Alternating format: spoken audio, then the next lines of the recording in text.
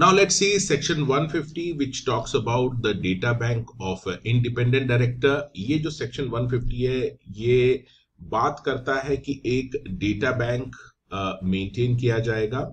ये जो data bank maintain किया जाएगा ये ऐसे पर्सन्स का डेटा बैंक होगा who are eligible and willing to act as independent directors in various companies. और ये जो डेटा बैंक है it will be maintained by such body, institute और association as may be notified by the central government. अब इस database में क्या क्या चीजें मेंशन होगी. इन्होंने कहा है ऐसे पर्संस जो इंडिपेंडेंट डायरेक्टर की तरह एक्ट करना चाहते हैं उनका नाम, एड्रेस और क्वालिफिकेशन, ये सारी चीजें उसमें मेंशन होगी. और इस डेटा बैंक को यूज करके कोई भी कंपनी इनमें से किसी भी पर्सन को as a independent director appoint कर सकती है अपनी कंपनी में.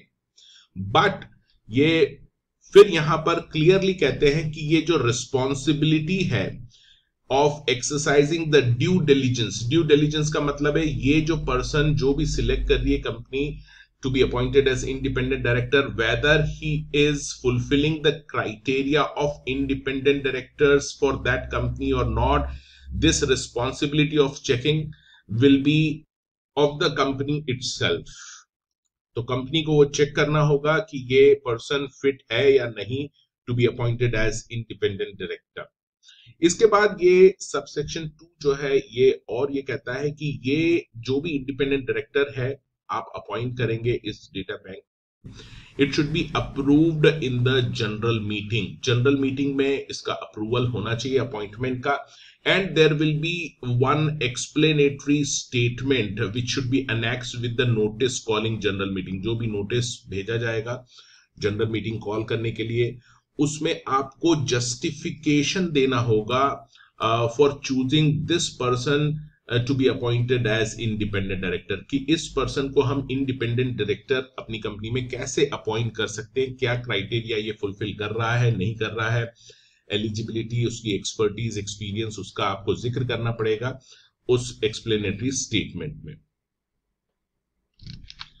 इसके बाद ये कहते हैं कि जो सेंट्रल गवर्नमेंट है ये कुछ क्वालिफिकेशन और रिक्वायरमेंट प्रिस्क्राइब कर सकती है कि ऐसे कौन कौन से पर्सन्स हैं जिनका नाम इस डेटा बैंक में इंक्लूड किया जा सकता है.